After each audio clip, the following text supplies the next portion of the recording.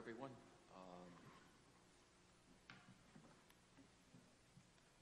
Alderman Nash, at the moment, will not be here. He called into work responsibilities earlier than he knew.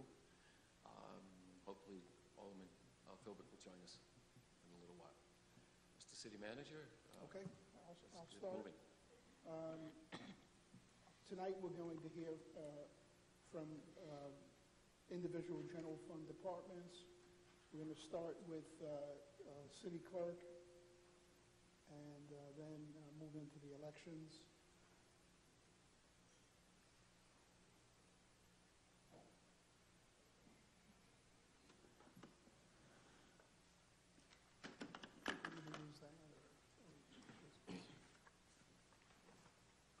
City clerk is on page 66.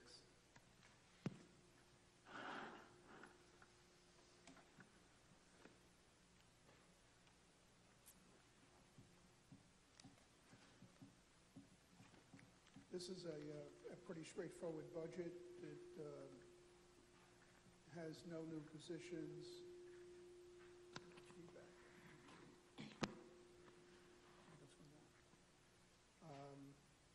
Contains pretty much a status quo budget from previous years. I have nothing else. Let's see if you have anything. Any questions? Okay, questions? Other questions of members? Alderman DeLucia. So I see that your budget went down, and I'm sure that everybody would applaud that, except that my concern is knowing that we have 2% inflation from year to year in the Northeast. It's a budget that actually drops in a department like yours. Just, I guess my question is, are you certain that your budget fills your need? It does not, but I was asked to decrease in certain areas, so I did. And what needs are not being filled as a result of that, your compliance with that request? Well, I don't know because it's very hard to say. I shouldn't say I don't know, but it's very hard to say. My office is very busy. I take in a lot of revenue. I have a lot of laws I have to follow. And I know you're not hiring anymore, but a half-staff person or 3.5 staff people is not enough for an office my size. I lowered some of my line items to try to comply with keeping a budget lower than last year. I have a new person in my office, so they need training, so that had to go up. So I decreased it in other areas so I wouldn't be over in any other areas. So I have a lot of fixed costs that I can't do anything about. So then it's fair to say that you are you're going to operate in this fiscal year based on a dollar amount instead of having a dollar amount that was based on the needs of operating your office for an entire fiscal year. Well, every year in April, I tell my staff don't order any more supplies at all because I run out of money in April. I've already had, I think, four or five budget.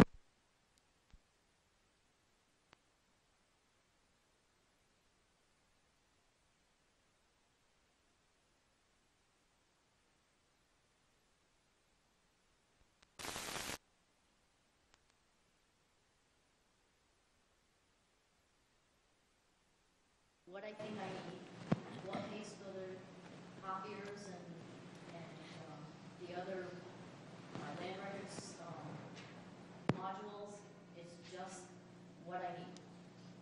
Pays for the advertising that I do a lot of advertising, pays for different things like that.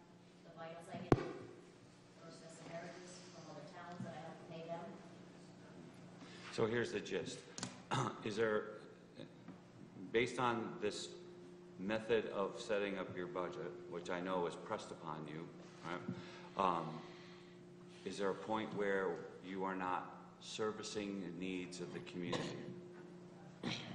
Well, my staff works really hard, and I have to give them, my team works very hard. They will do whatever they can do to service the people. But to get our back work done, we're lagging in that. Our back work isn't getting done because we're servicing the people with the staff that I have. In the town clerk's office, you just get it done, like any other office. You have to do your daily waiting on people at the counter, and the back work keeps getting bigger and bigger and bigger, and we try to get it done. And I'm statutized, so that becomes a problem sometimes. And one last question, so is that backlog of work, is that negatively impacting the community? It doesn't impact the community as I see it, but I'm not following state statute all the time.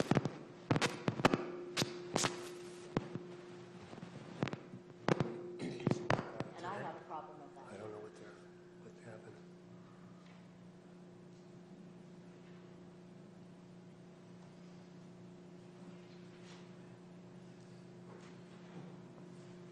You good? Think you're good, Mike? Yep. Okay. So would you just repeat that last part because of the, yeah.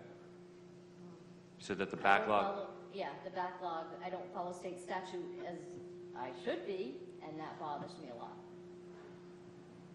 right? Thank you, Mr. Mayor. Any other questions? Alderman Browning? Could you provide us with an example about how the backlog does not allow you to follow state statute? Well, we're supposed to keep permanent minute books, and I can't do that with all the other work we have to do. We're supposed to go in and stamp a birth certificate for someone who passed away in Norwich and was born in Norwich. We're supposed to go in and stamp the death certificate, birth certificate saying deceased. We don't have a staff person to stay in the vault and do that.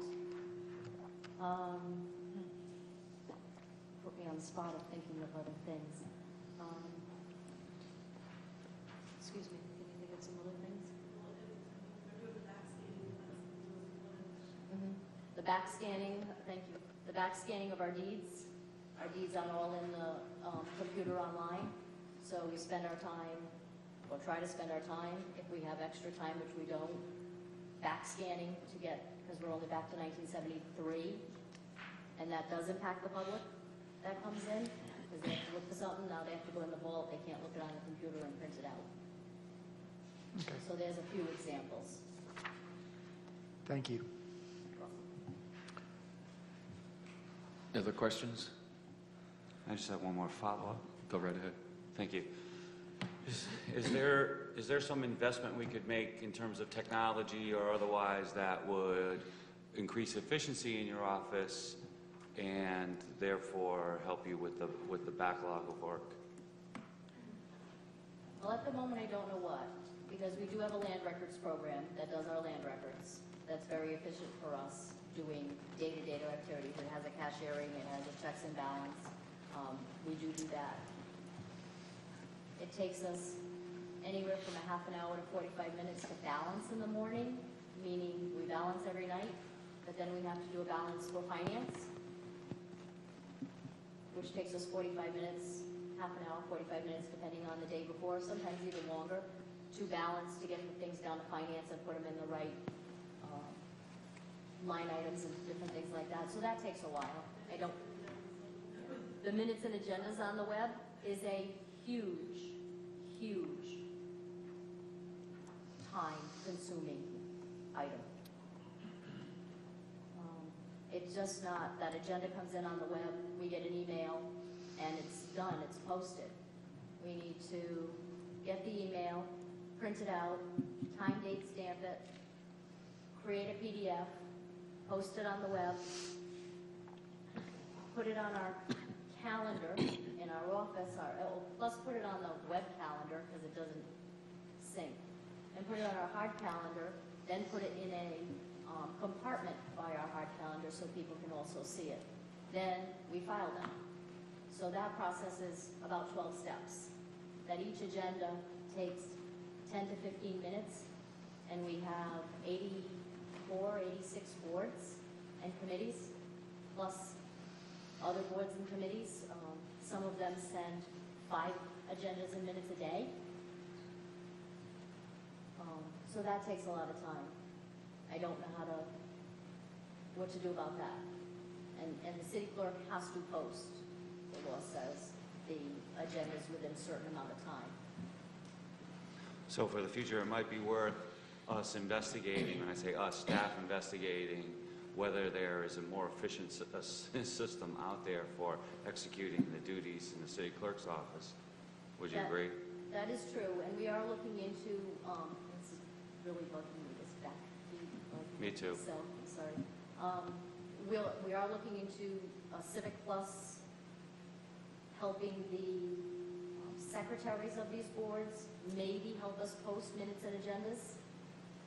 But since it's my responsibility, now I have to go in and check. So it's only taking one little step away out of those 12 steps there are. When we do a land record book, when we take in a deed has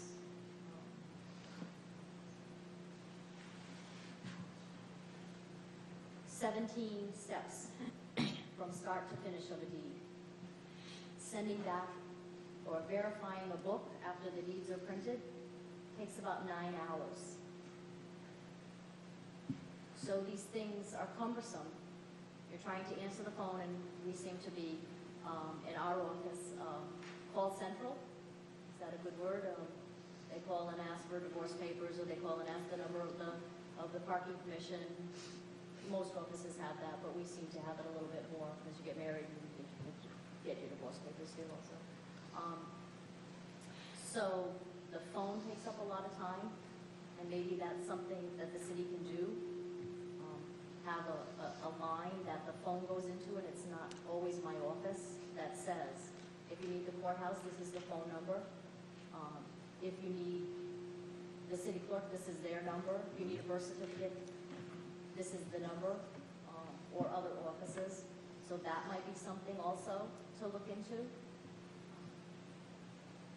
And then you're waiting on people at the counter. So you're starting something, the phone rings, and then someone comes in my office, because I have people coming in. I'm sure everybody else is busy also. I'm not trying to say anything disrespectful to any other office. Clearly understood. I just have the customers coming in, that are visual when you're trying to get your work done, and you get back to your desk saying, now, what step did I get in posting that agenda? Okay, so to boil it down to really the two statements, what I'm hearing from you is that your budget is truly not needs-based, right? And that we have not done enough to investigate what systems might make the process in your office more efficient. Two true statements. Yes, and I don't know if it's a process or a person. Okay. And that goes back to the needs then, right? Okay. Fair enough. Thank you. Any other questions? Alderwoman Gould? Thank you. Thank you, Betsy, for being here tonight.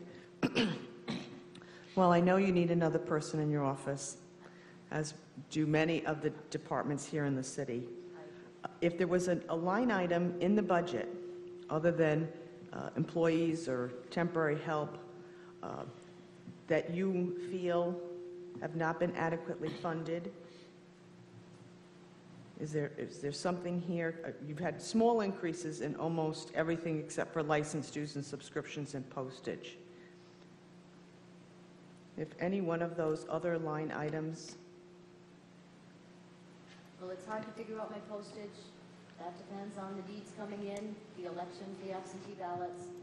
So my office is kind of odd in that my demand at my window at the office depends on what I need for funding. If you all have a lot of ordinances at the council meetings, that means my muni code goes up. So that's under materials and supplies. If you don't have a lot, it doesn't go up. So it all depends on what happens with the council and other outside elements that I don't know how they go. So I try to balance it on last year and the year before and say, oh, this is what happened. If we have more births or deaths and marriages in the state and other towns send me a bill, I send them a bill for certain things also, but if they send me a bill, like last year, we went over in that line item, can you help me with that, Jeff? We had budgeted $162.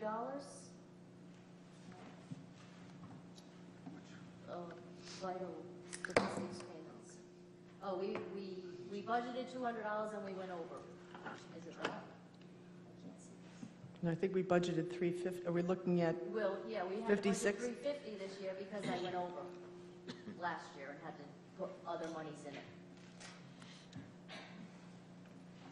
I don't even see it myself at the moment. It's 3 from the bottom. Yeah, that doesn't look like I went over.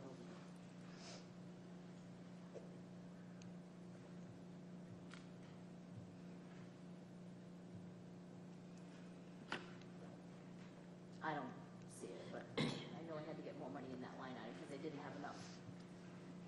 okay, but you haven't had a problem with some of these smaller line items getting a transfer? Correct, I have gotten transfers. Okay, thank you. Any other questions? Thank you. You're welcome. Thank you all. The next budget is elections budget. We have the register of voters here, please.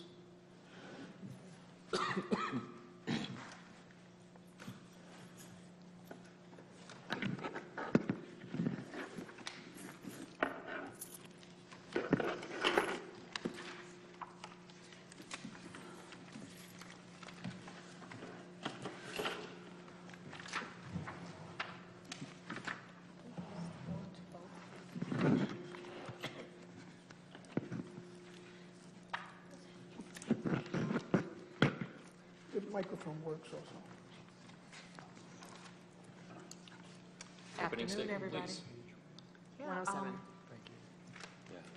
If anybody has any questions about what it is that we do, or any specific questions about the budget, we'd be happy to answer them for you. This year, we are looking at double primaries, both Democrat and Republican side for governor, and other offices that will be coming up in the fall. We have to, as always, find as many people as we can to help staff the elections. We've got to train those people. The canvass is done now, yes? All but maybe... Just finishing the filing on the canvas. Okay, so the canvass, examining the voters within Norwich, finding out who's moved, who's no longer in the city, who's come into the city, that process is almost done. And so at this point, I'm not going to talk too much longer. I'll let you guys ask any questions that you have. Okay. If you look at, I don't know if you have our budget page in front of you. Page 107. If you look at previous years, we actually came under budget every year.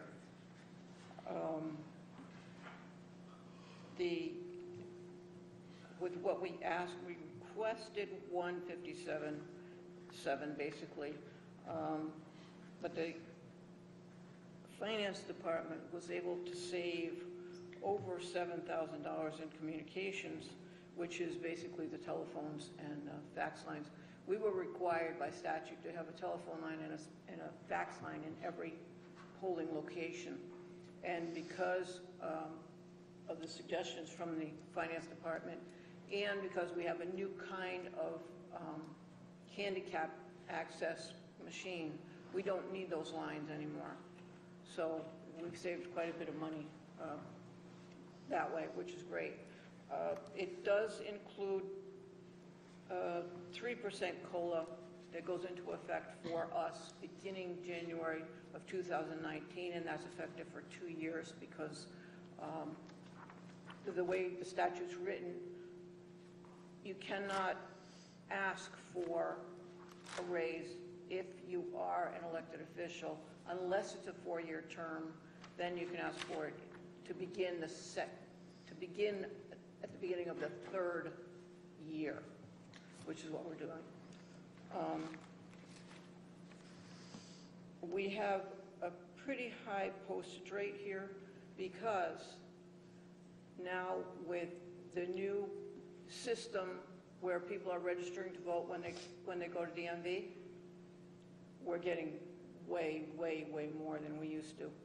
And every person that registers is required to get a first-class letter from us saying that they've been either accepted or rejected. Occasionally, we have to reject them because they're either not a U.S. citizen or they're not old enough. Unfortunately, we also get a lot of duplicates because people don't understand just because they're getting a new driver's license, they don't have to renew their registration, voter registration, unless they moved. So we get a lot of duplicates. We also, the way the system's set up, if people register with motor vehicles and they don't register as a voter, we send them a letter also through the system inviting them to register. Or if they've moved to another town and we've removed them from our town, we also have to send them a letter. So there's a huge amount of correspondence that we do. Again, the other biggest thing that we have in our, of course, is our seasonal temporary workers, which we have to, because of this year, we have the 2 extra primaries. We need to hire a lot more people than we normally do because we need almost twice as many people. But that's not terribly out of line with what we've had before. And the other one is ballots. Ballot print is expensive. We can't,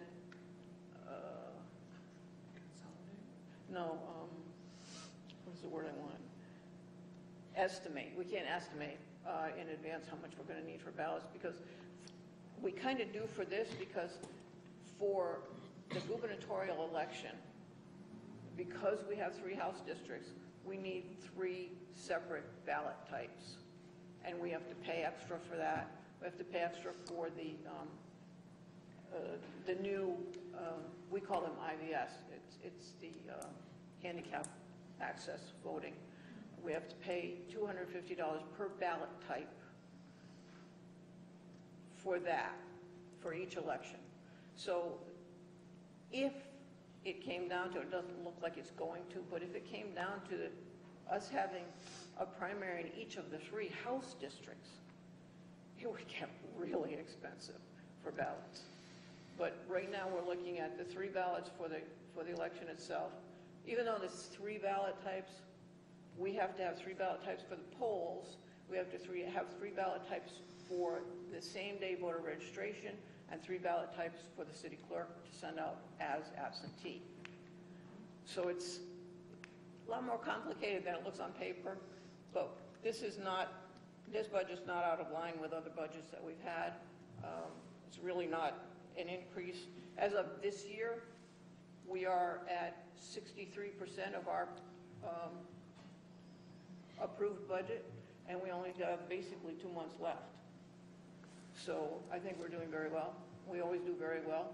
And just for the new people, we've said this before, our budget is only 1/2 of 1% of the entire city budget. So we think we're pretty good with what we do. Any questions? Members? Alderman Gould? Thank you for being here tonight, Diane and Diane. But your budget, other than the COLA, your biggest increase to your budget is because of this double primary that Yes. we're going to be having this year. Yeah, so basically, if you want to look at it, we're actually having 3 elections. So, each election costs Money. We have to hire the same number of people. We have to do the same amount of training. Unfortunately, this is something that most of the registrars complain about. We have to train all of our people for every election. Even if we have a primary in August or September, we still have to retrain them in November. It's frustrating to us because it's a lot of money, and they're not going to forget it in that amount of time. Yes, they may forget it if they worked last year, but between a primary and an election, they're not going to forget what they did. But it's statute, we have to do it. So that's another expense that we have. Okay, thank you. Any other questions? Alderman DeLucia. Is there anything that you don't have that you need, as we've heard prior testimony, that where we're not meeting statutes in one way or another because of We budget? never pad our budget, and we never underestimate. Right, certainly, this is more important than, Traditionally, almost every time we've submitted a budget, the city manager has got $5,000 from the budget, and we still come in under. And we don't pad anything. We tell you exactly what we think we're going to need, and then we do a really good job right. of not getting there. Yes, understand my point. say so. This is more important than a few $100s, shaved from your budget, right? I mean, we'd rather, this is money that has to be spent in order for our elections to have integrity. As much as possible, we Right. try to economize wherever we can, partner with other city departments wherever we can, realizing that to the general public, there still is that misconception out there that we work one day a year on election day, and they don't understand what it is that we do every single day of every week of the year. So we try really hard to be as conservative with the taxpayers' money as we possibly can be. The other thing is, I think the voters think that the people who work the election just show up and volunteer for the day. It takes a lot for us to find people who are willing to work. We do pay them, but it's a hideously long day. It's a very long day. And we train them. They don't just show up and hand out ballots. That's not the way it works. The other part of what we do is replacing election workers who leave. It's literally 5:15 in the morning until at least 8 o'clock at night when the polls close, and probably a couple of hours after that. So you're looking at roughly 5 in the morning until 10 at night. It's not easy to get people to come in and work that long of a day. And while our seniors, bless them and love them, they've been with us for a long time, they know the system, but working that long a day gets hard on everybody. And then you add another hour on the front and the back end for our day as registrars, and you kind of get an idea of what we're going through. That's usually about a 20-hour day, and we usually work about 18 hours the day before. So it's 2 weeks before. Yeah, 2 weeks before. It's kind of crazy. And then the moderators are required to come back to City Hall with all their numbers. So often they don't leave until midnight. Thank you. Alderman Browning. Perhaps this is not an expense, but I know that there is a large difference between the active voters in the city and many voters on our rolls who are inactive, who have probably moved to other locations. Is that creating any additional expense for your department? Let me explain that a little bit. In 2014, we did a huge canvass. We canvassed 6,000 people, and 5,000 of those were inactive, which means we sent letters to them and they didn't respond. Or we had notification that they lived out of town and they didn't respond. Because they have not been returned to the rolls, most of those people have not returned to the rolls since 2014. This year, which is 4 years later, they will be moved to the off rolls, where they will still be in the system, but they will be considered off for another year, and then they will be purged from the system, because it's assumed that they have, after 5 years of no activity from them, that they have moved away. So there's not an expense to that? So it looks like we have a huge number of inactives, but this year, they're all going to go. Quite a few of them. Most of them are going to go away. So there's not currently a expense to that? It was incurred back in 2014? That's all included in the canvas that we do. If they are inactive and they go to vote on election day, they can fill out a new voter registration form right there at the poll, and they can vote. if they're actually listed as off in the system, they have to come to City Hall and re-register at the same day registration. So I guess if there was an expense to be put on that, when we're carrying people in our system effectively that are inactive, then when they drop off, because we don't actually house the servers here, so there's not a cost for increased storage of data or anything like that. But there is a people cost in that we've got to have folks that are getting people in and out as quick as possible. One of the things we used to get complaints about was lines at the polls, and we've whittled those down over the years, and our election workers are getting more and more efficient, so we don't have that as much. But when you have people that have been inactive or haven't voted for 4 years, that all of a sudden, because it's a presidential or because it's gubernatorial and there's lots in the news about the election, they decide they want to come in and vote. There's some cost to them. Maybe they have to go to more than one place to get reactivated. But as far as we're concerned, it's a little extra stress on us and our employees, but I wouldn't say there's an additional cost necessarily that we could detail out. Okay, thank you. Other members, other questions? Thank you. Can I just say, Certainly. to the new members, if you ever want to come to our office and see what we do, you're absolutely welcome anytime. Thank you. Thank you. Thank you. Thank you.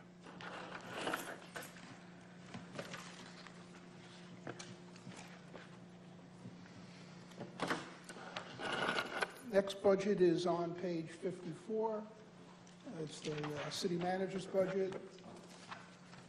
This budget is basically salaries and fringe benefits. There is one line item at the bottom. In the city manager's budget, we pay for the dues for the Connecticut Conference of Municipalities. That's the last line item in this budget.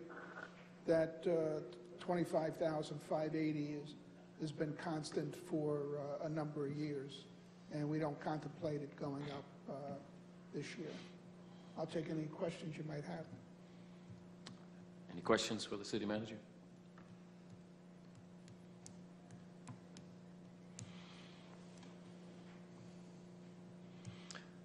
I guess there's no questions.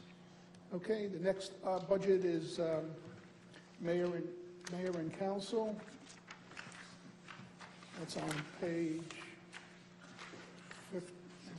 58. 68. I'm sorry, 68.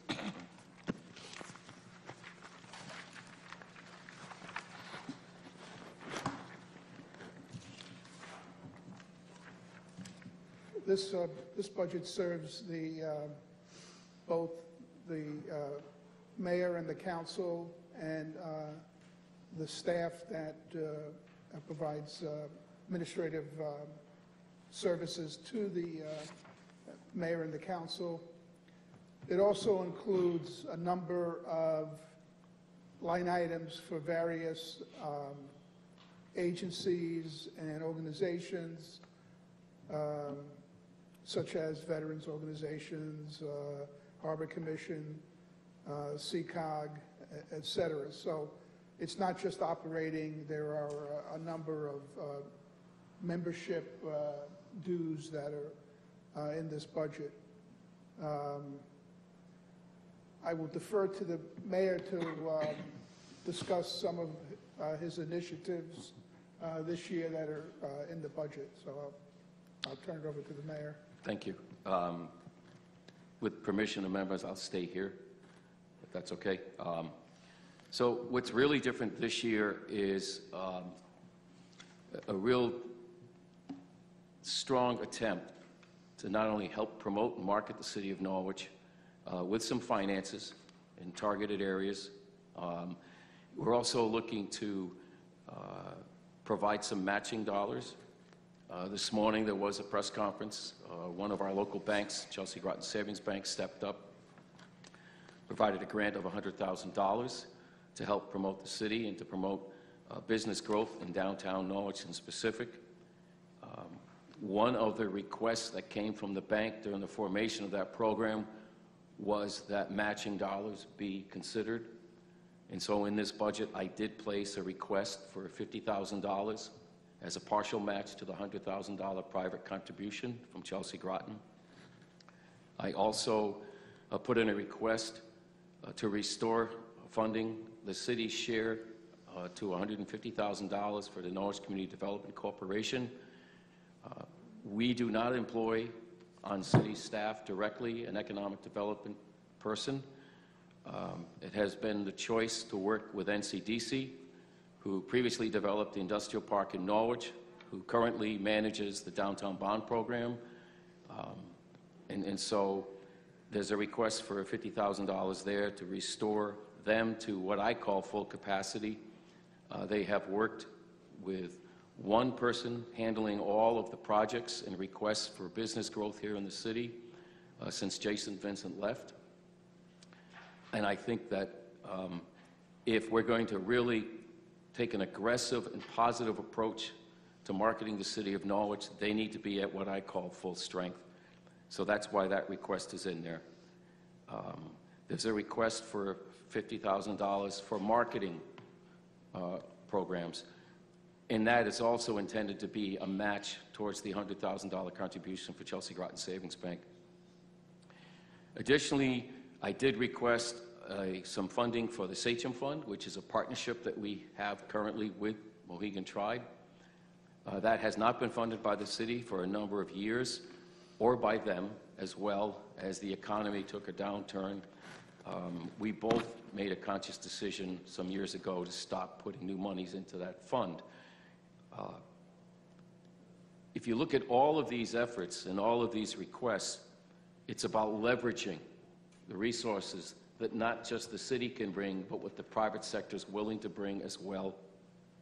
And while it's not tied directly to this budget discussion, there's even a small request that was proposed by the Community Development Block Grant Advisory Board, and that was to provide some dollars for increased and enhanced signage to help consumers find business locations and opportunities here in our city, as well as some minor facade opportunities, awning presentations, for example, that could be on some of the buildings in downtown to help dress them out, a stronger, clearer appearance.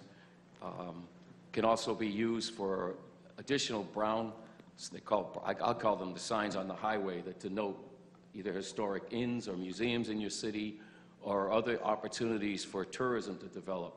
You'll see them along the Highway 395 corridor, for example. The Leffingwell Inn is listed there, telling people they can get off at that particular exit, head 2 east, and at the end of the highway, the Leffingwell Inn exists. We're acknowledging that it's important that the city itself give a strong presentation as a place for economic development to take place. And so those are the reasons for those increased line items here in this budget. I don't think we can wait, and I'll end here, for people simply to show up at our door, although it's happening already. You're seeing new investment in downtown, properties exchanging, investment taking place. I think it's one of the reasons that Chelsea Groton stepped forward at this time as well. They want the city and the private sector to continue the public-private partnerships that we began when we did the bond program. Back in 2010, the voters believed in that and supported that referendum and passed that. Pretty strong outcome on that vote. All of these working together, and I'll mention also our Chamber of Commerce. Our Chamber of Commerce is a partner in all of this. Some of the dollars, for example, as a match to the $100,000 contribution from Chelsea Groton Savings Bank might in fact cover police costs at a particular event. It was termed a global initiative this morning, and that's recognizing the diverse population here in our city, and we're looking to tap into that population within our community and to help and assist them in growing their presence here in our community and celebrating their culture as well as we learn more about it.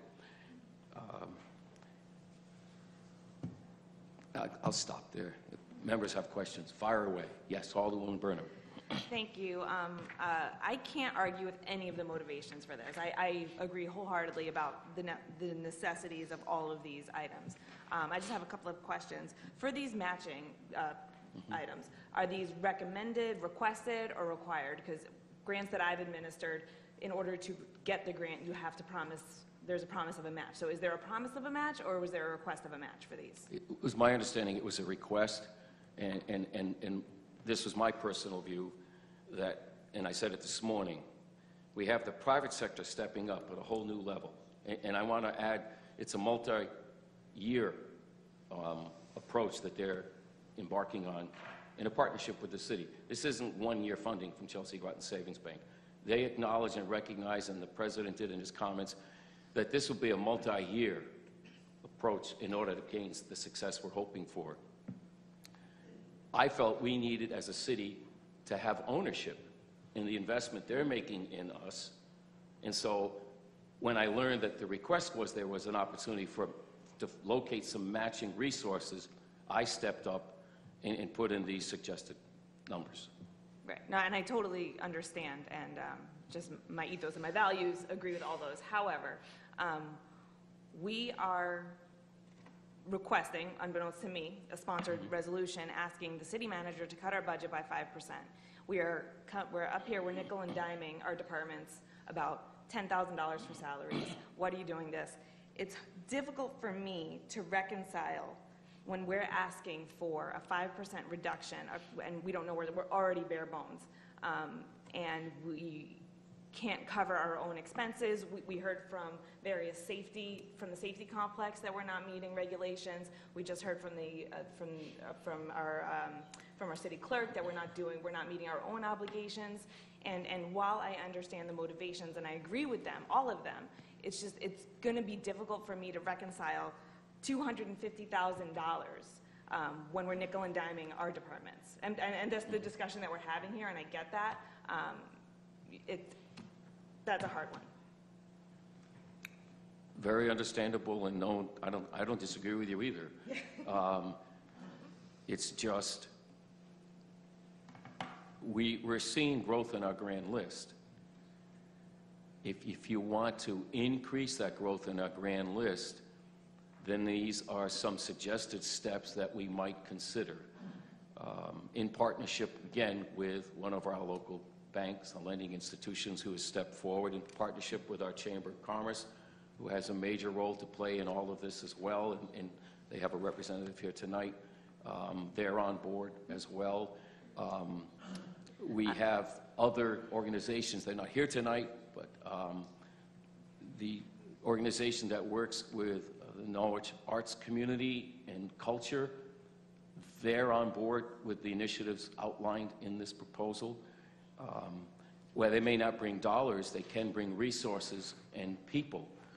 And we're simply trying to continue the effort that's uniting all of the resources potentially out there in our community and all working down that one direction, which is greater investment here in the city, which in the long run, with a long-term vision, will help pay for those resources that we struggle to cover now. Sure, and I agree with all of that.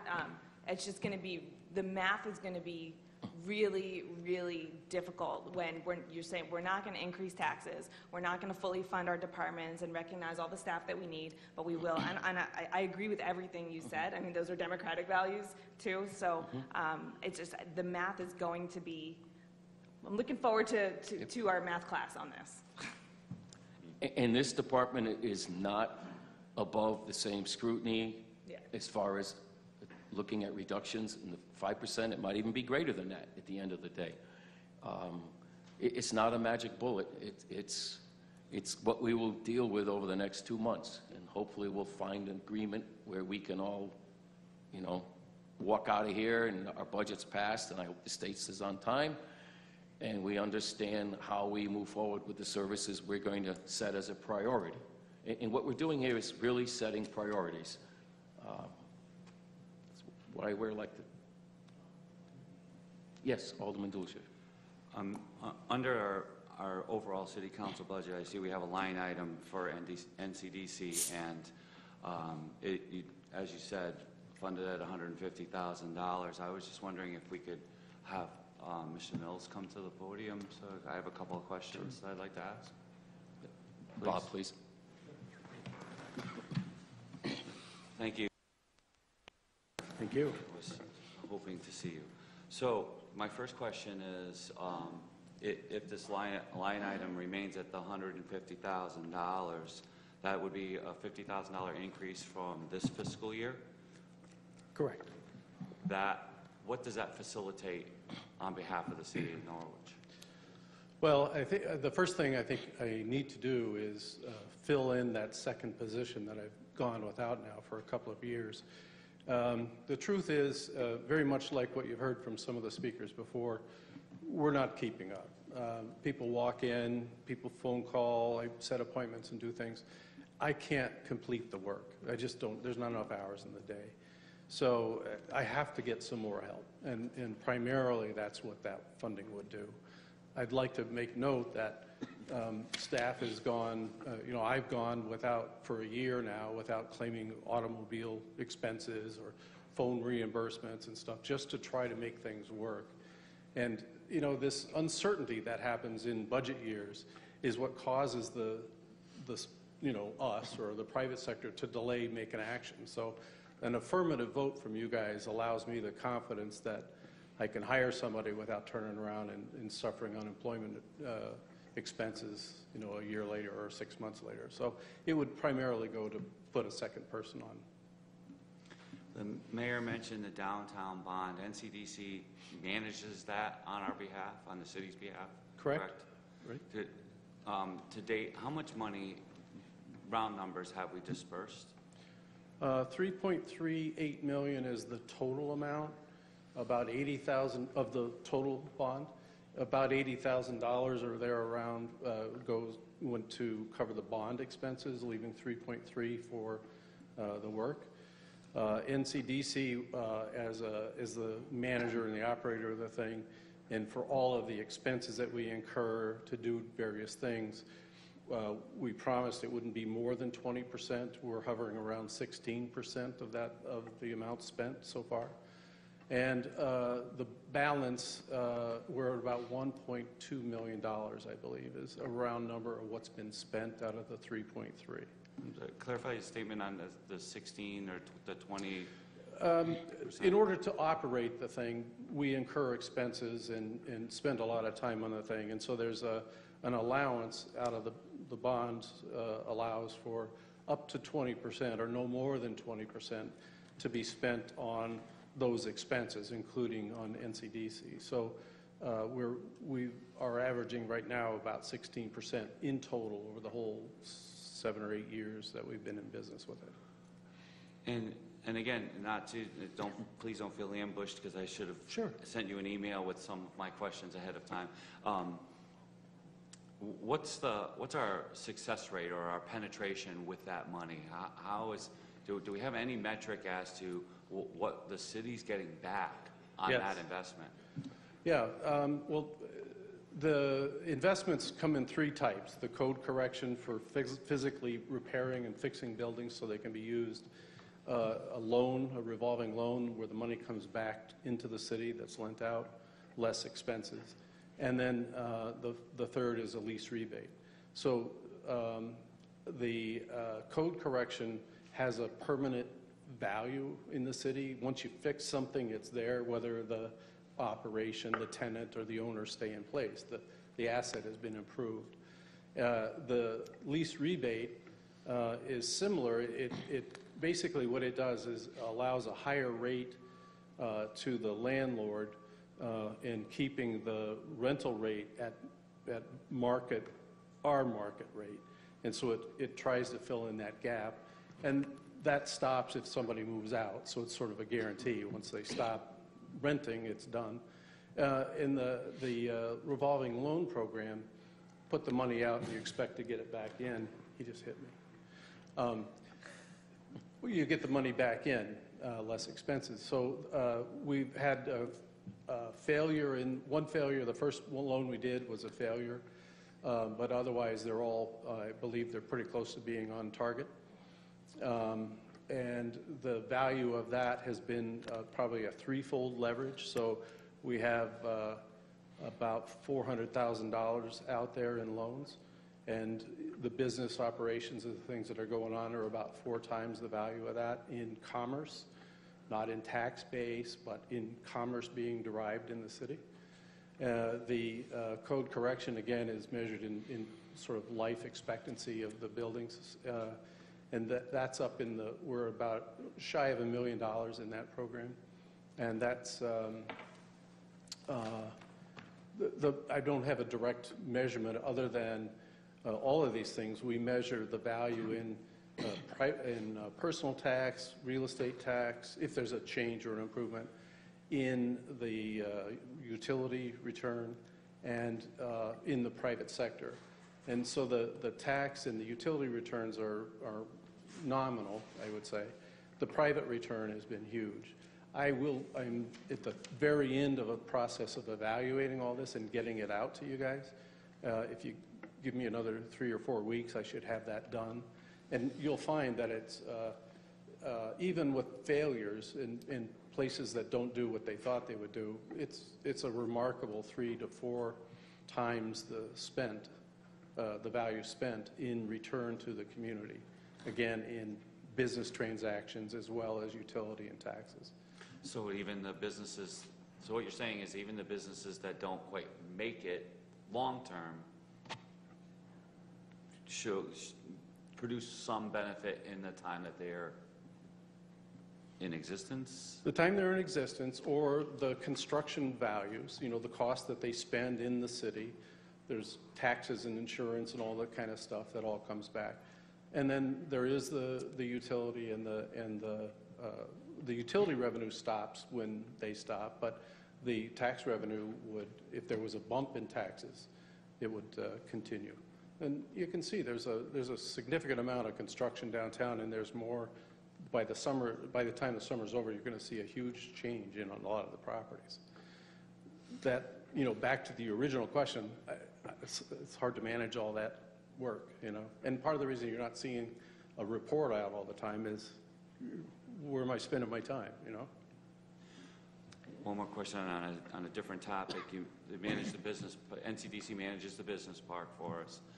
I've expressed in public some concerns about the expansion of our utility into surrounding towns that have much lower mill rate. But I shouldn't say pushback, but the response that I got, part of the response I got was that there was little or no room in the Norwich side of the business park for us to expand. How accurate is that statement in your? In 2014, we did a study, and we're in the process of starting another study now to inform us as to what potential there is. And I would just like to start with, the business park itself is largely wetlands and topography. There's restricted amount of space to build in.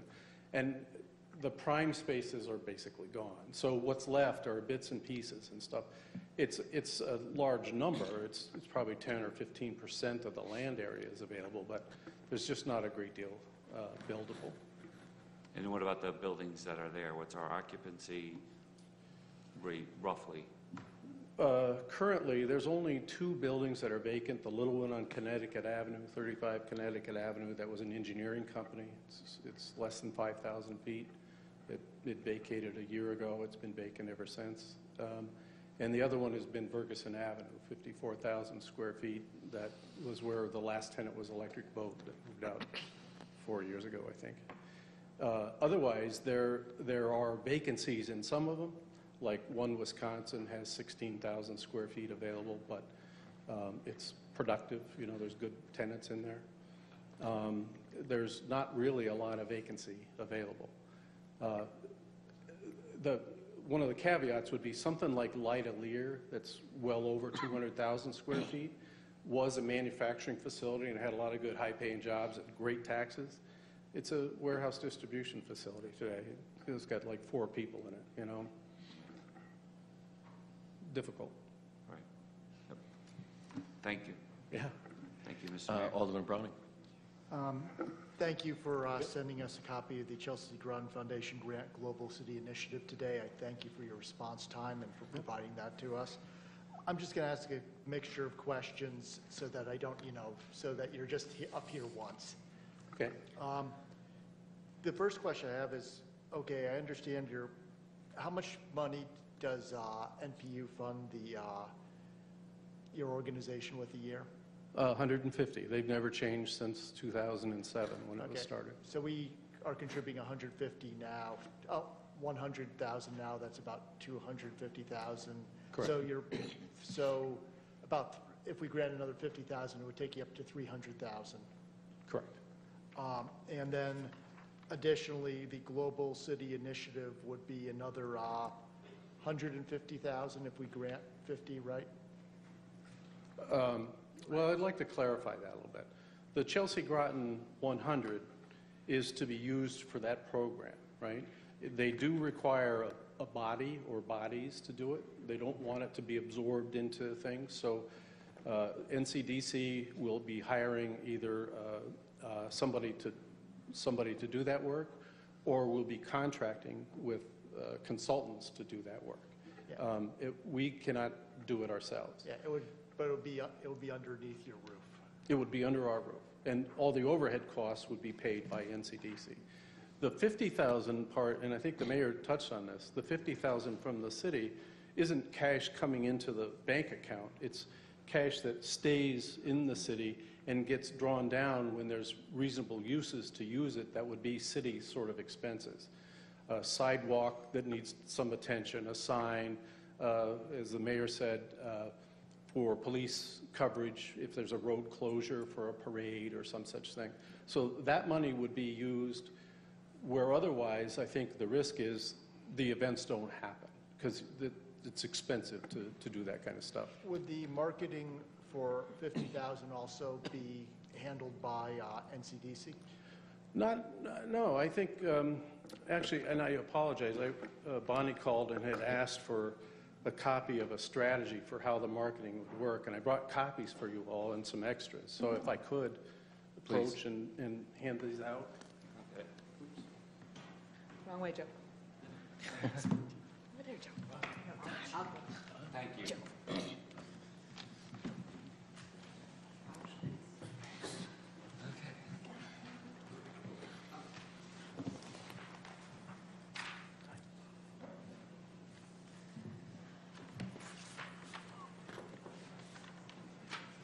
So while that's being handed out, the thing I'd like to point out is that marketing has never really been a forte of the city, and I don't think that's something we want the city to try to absorb and do themselves.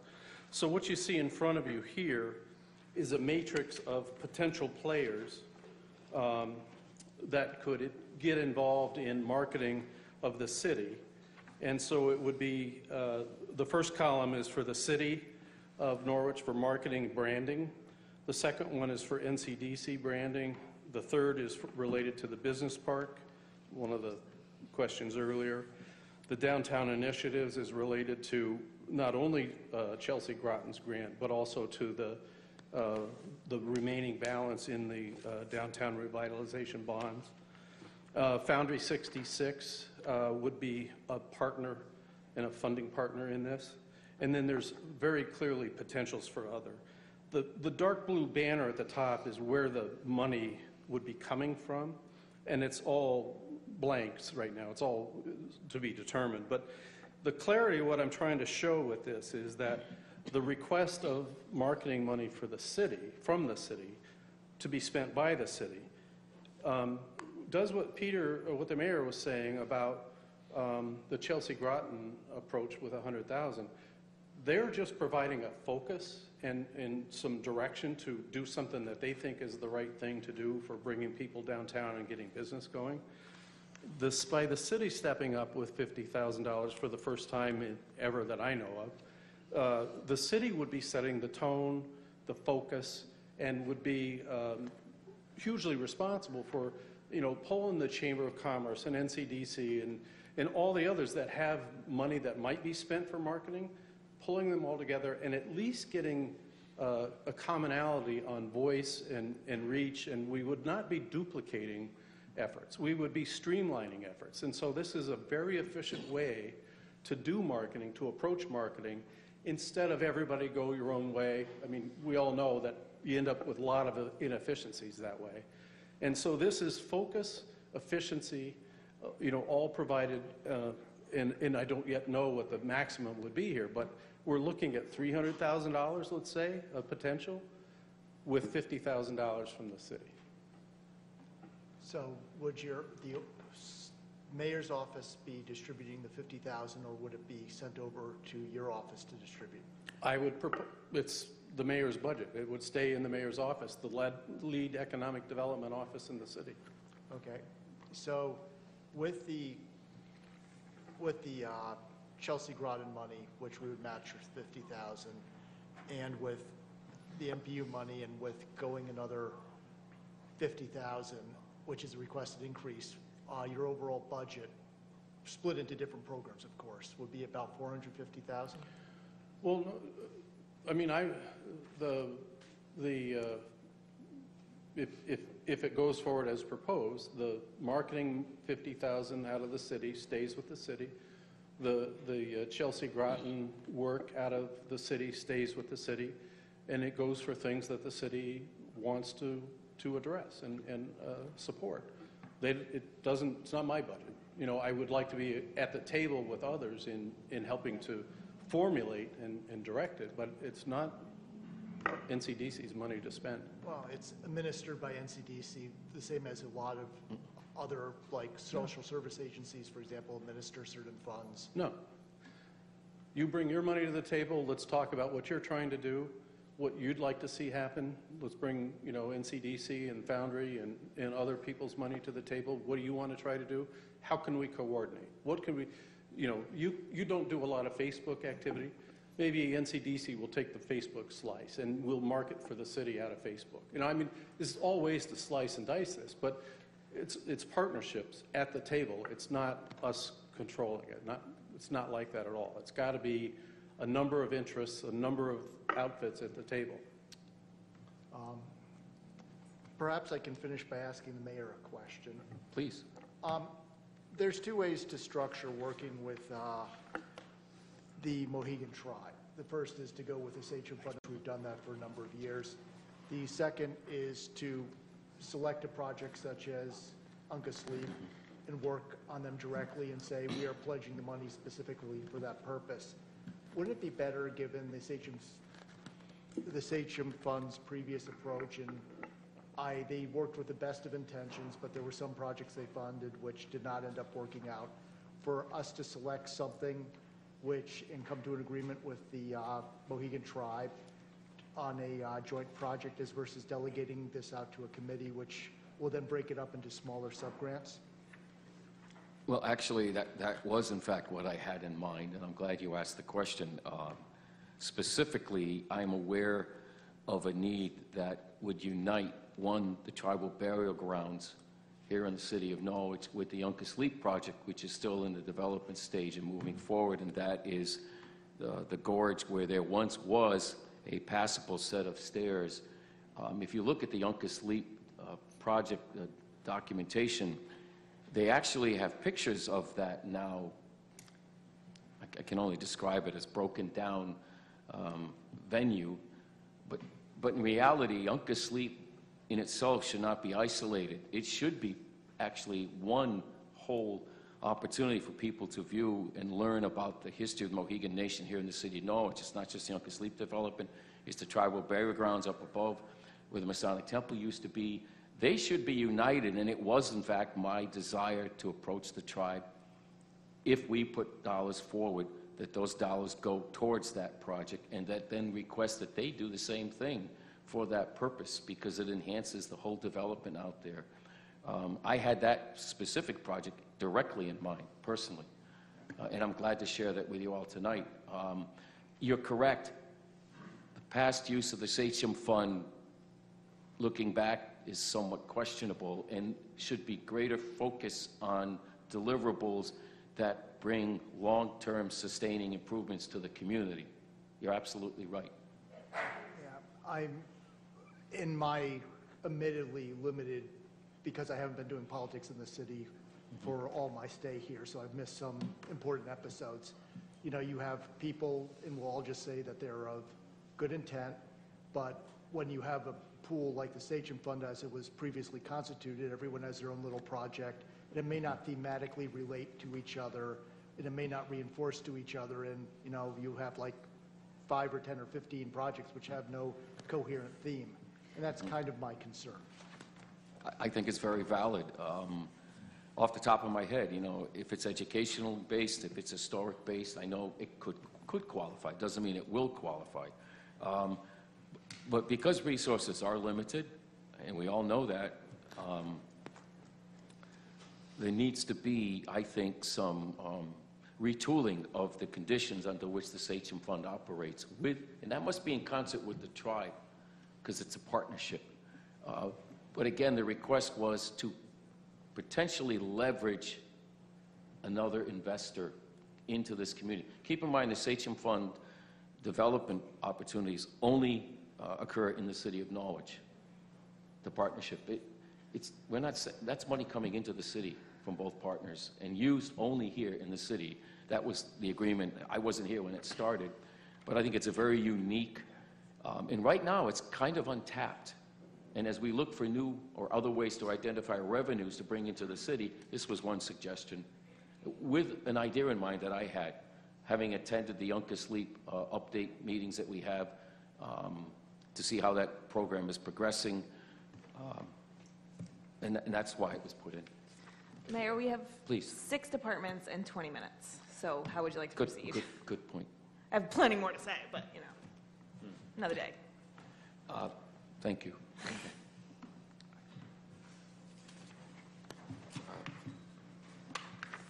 With that, please.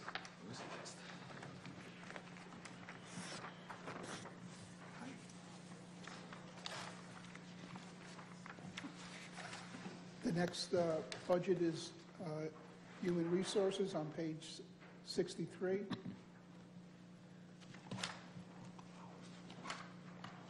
Now, the Human Resource Department is our primary function of administering all the human resource applications for the city. The Human Resource Department also, with a shared arrangement, does recruitment and advertising for NPU positions and testing. And so we have a joint partnership with them. Majority of this budget is salaries. There are some items such as professional services, which fund all the different testing that the Human Resource Department does, everything from drug screening to physical, post-employment physicals, and everything in between. That's covered under the professional services. Those are the highlights, and I'll turn it over to our Human Resource Director for any other comments, or we'll take questions. Any questions? Alderman Stacey Gould. Thank you for being here tonight. Most of your budget increase is in the fringe benefits column.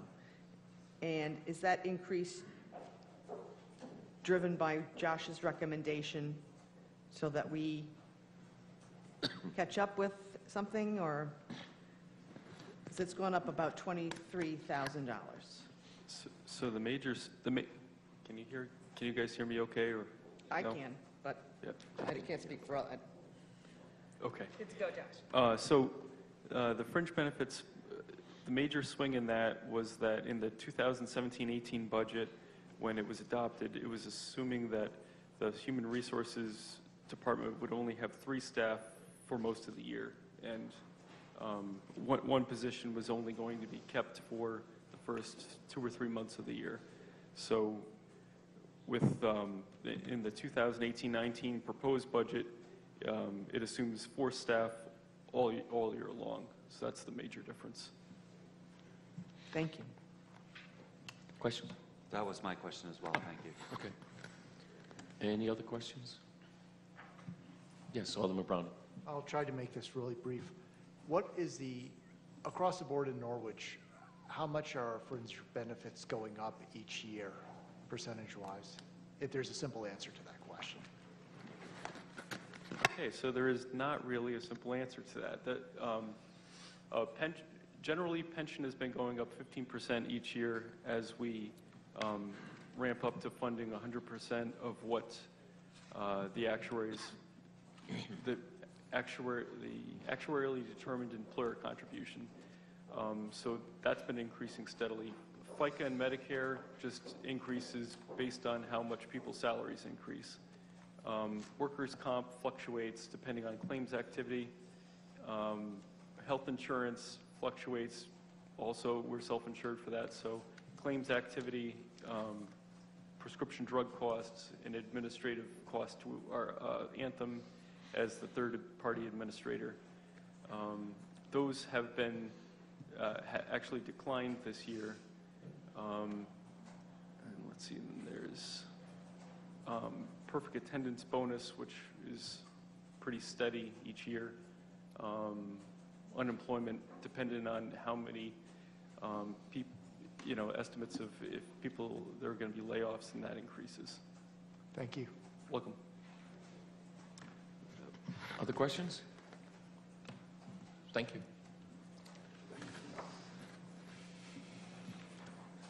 The next budget is emergency management. Page 123. Thank you.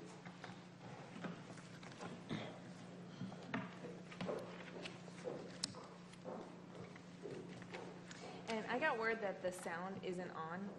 Pardon me? The sound isn't on for the people at home, so I don't know if... It's not on? No, they can't hear us. I don't know if there's a switch somewhere. It's on here, but it's a silent movie elsewhere. Thank you.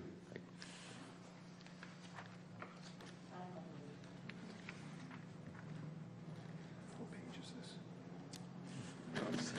Emergency management is on page 123.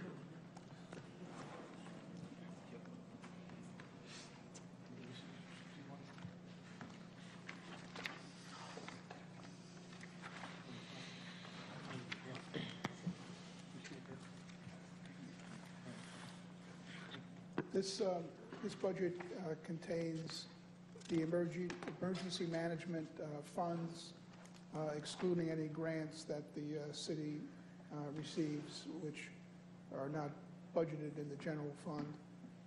There's a pro rata portion of the chief's salary that is apportioned to this budget, and it's an estimate based on the time element involved with this segment of his responsibilities. So there's not an actual person making $30,000, et cetera. It's a portion of the chief's total salary allocated out to this budget. That's my presentation. If the chief has anything other to add, or we'll take questions. Good evening, everybody. Good to see you again. We've gotten a lot of things done this past year. I see that Mr. Papia's budget allocates $86,225 for next year. I can guarantee you that we're going to spend more than that, but it's not going to come from the city. Without question, we're going to be getting grants for. We're looking to be getting grants for up to $40,000 more. So, does this work better? Okay. So next year we're hosting the Millstone nuclear evacuation drill, and that comes with an opportunity for us to pull from the Nuclear Safety Fund. We're using a lot of money from this past year. We acquired just about $30,000 in grants to renovate, update, and modernize everything that we're doing now. To this date, our emergency management system is capable of not only managing the events of the day, but the events of tomorrow as well. I'm very proud to say that. It's been a long, hard journey to get to where we need to go. This budget is a fair budget. I think that, based on all the work we did last year, the 80040 budget, building and grounds maintenance, is at $10,000 right now. I think we can reduce that by $4,000 and still get by with all the needs that we may need based on all the work that we did last year. Because the McKinley Street building is in grand shape. The Emergency Operations Center is being carried, the expenses are being carried by MPU, and everything else that we have going will be facilitated through the Norwich Fire Department budget. So it's working very, very well. I think that we may need to see a modification in the gas, oil, and grease because of the amount of movement that we're doing with the equipment. We're presently at $682. I think that needs to come up a little bit, to be honest with you, just so that we're not short with it. The only other thing that we have in question is the $3,500 for training, but again, this coming year, we're going to capitalize on all grant opportunities that we can and get every penny that we can from the state for training, equipment, supplies, and everything else that comes with hosting the Millstone event, which will be in November of this year. We are ready. But I just wanted to share with you that based on my analysis of the buildings and grounds, you can take $4,000 from that and reduce that to $6,000, and we'll be okay. So I'll entertain any questions you may have. Alderman Burnham? Thank you. Now, with the Millstone exercise, these are all regional exercises, I'm assuming. Yes. And so do you, what hat do you wear at REPT 5? I'm sorry, say again? The REPT 5, the Regional Emergency Preparedness Group? Oh, yes. Yeah, Yeah, okay. you attend that, right? Yes. And we leverage a lot of regional resources. Yes.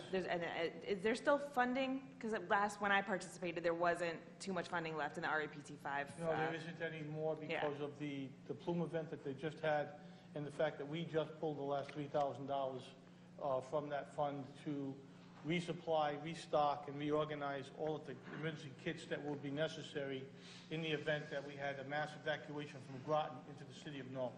We're ready to go with that now. But we've got that grant is $28,000 altogether. Thank you. Between that grant and the other things that we've got to update NPU EOC. Other questions? Alderman Gould? Thank you for being here tonight, Chief.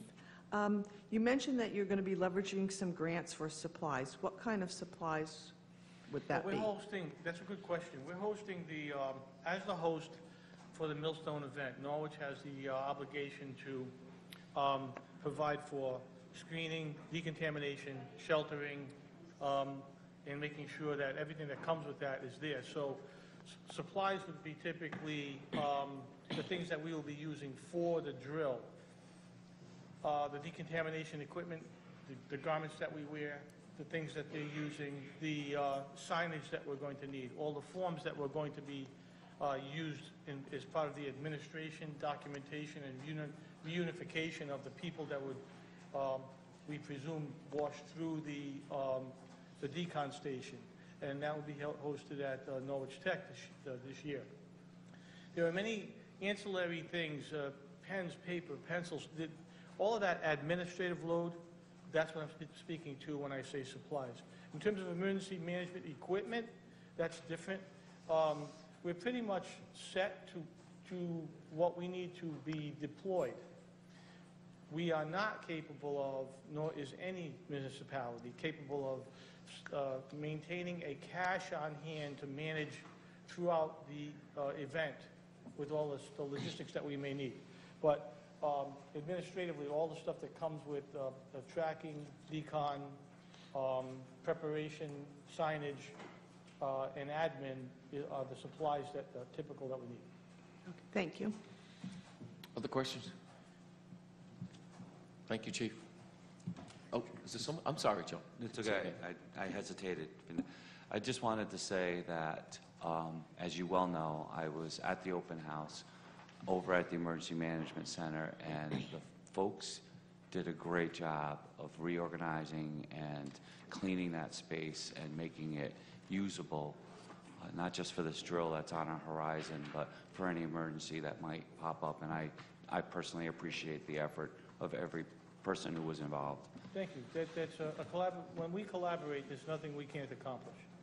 And with the assistance of Laurel Hill, who was instrumental in that, and Randy Black at MPU, who was assisting us with the, and Leon Bonowski, we were able to achieve a lot of things that had been left behind for decades. So we're right on track with where you would expect us to be. But thank you for that. I appreciate it. Thank you. Thank you, Chief.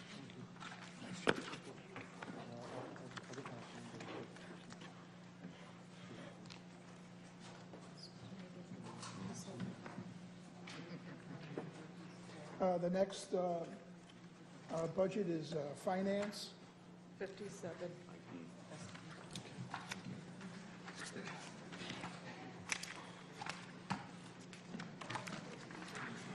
That's on Page page 56. 56. In the interest of time, I'll dispense with any opening statements, and we'll take questions on finance. We have the treasurer here, and then we'll take up the assessor. Members have questions? Alderman DeLucia. Just quickly, we've heard a little bit about how we're not meeting some of our responsibilities in other departments because of budgetary concerns. Is that true at all in the finance department? So the only real area that in which we will eventually need more staff is IT, and I'm not really sure what the right number is, but you know, one person would make a big difference, because if you take an operation of 2 and increase it to 3, that's a pretty big jump in capacity. But you know, I didn't request that this year, knowing that it's not going to be a flush budget season, so we'll probably just have to wait. But we're meeting all of our regulatory requirements in the finance department. Yes. Okay, thank you. Yes. Other members? Alderman Gould. Good evening. Thank you for being here tonight. I don't necessarily have a question. I have a comment to make. And I realize all things being equal. Page 51, interest on investments. And I realize times have changed since 2014-15, but we have got to thank you and applaud your efforts, that we have gone from earning $43,000 a year, or a little bit more than that, to projecting that we would earn on our investments $500,000 this year. And I can only say that it wasn't my idea. You came up with that. So kudos to you for making our money work for us. Yeah, that's all Mike. So our treasurer, all things being equal, I mean, it's unbelievable, Michael. So kudos to you. Josh, you get the fancy, you know, citation that says, you know, you've done a distinguished budget presentation. Kudos to you, Michael, for doing this for us. Thank you. Through your knowledge of people, relationships, banking, all of those things, to make our money work for us and give us that kind of return. It's just fabulous. Any other questions? Agreed. Thank you very much, and very grateful.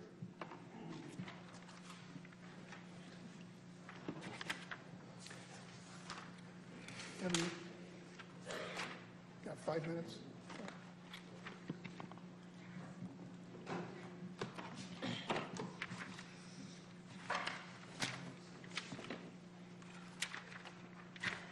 Assessor's budget is on page, 61. thank you. I'll defer any comments. Yeah, I will point out that this is the only budget that has an additional position. This is to replace a administrative position that was reduced a number of years ago, reflecting the workload in the department and the reevaluation year that's coming up. I strongly recommend that we attempt to fund this position. As I said, we didn't grant many new positions. Most of them are the other way. So this points out what I think is the necessity of the position. I'll defer to the assessor for anything else. Does anyone have any questions about that? Because I can answer them. Members, Alderman Delucia. So, yeah, right on that point, so it is my presumption that the additional person, or I should say the additional workload is on the back end of what vision appraisal does out in the field? Is that why we need? Yes, they're in my office every day. It's additional work for me, above and beyond what we normally do. Donna, could you use the microphone, please? Oh, sorry. Thank you. Yeah, it's a project that I have to monitor every day. Every day they come in, they find problems with the maps, with you name it, they find it, and we work with them to resolve it, because we want the revaluation to be as good as it possibly can. Absolutely. Right, so, but my question is that, so while that is certainly going on and adding to your workload, the workload on the city's part increases after that reevaluation process happens? Is that the understanding that we should have? Okay. Yes, absolutely, because they're going to have informal hearings, and then there'll be appeals, I'm sure, because the last revaluation had 57 appeals, and all of those have to be monitored by me. I have to do analysis, because most of them end up in a court situation. So yeah, it adds into a lot. Right now, I've been without a clerk for 2 years, and I've had a temp helping me to maintain some of the clerical things, but I've been the clerk. I've been doing all the clerical stuff, which means while I'm doing clerical work, I'm not doing what I should be doing as the tax assessor, which is out there and discovering and trying to get more and more taxable properties for you. And that's what the assessor's office is all about. I'm the one department that can be revenue producing for you. 3 years ago, we did personal property audits and brought in almost $2 million in additional tax dollars, because we hired a company that did it for us and we monitored them. Right now, we've got money in the budget to do 10. I don't even have time to prepare them. The year before that, my field inspector every Monday would look at the listings for sale and compare them to what we have on our file. Now, we found a lot. In 1 year, we found $84,000 in tax dollars of things that were not on the field cards because we found them on the MLS. We don't have time to do that.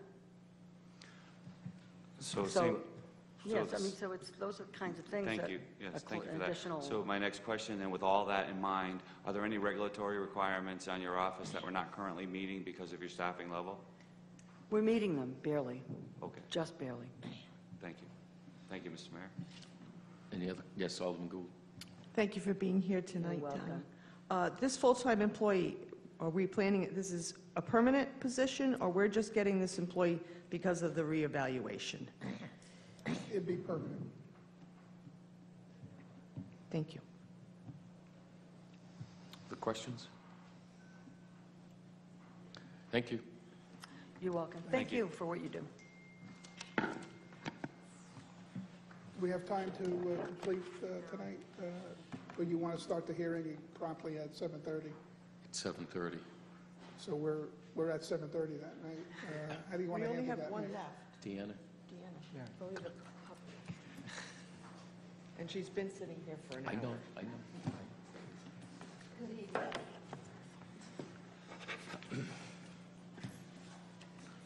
This is the Planning and Neighborhood Services budget. have to find the page. 109. Page 109.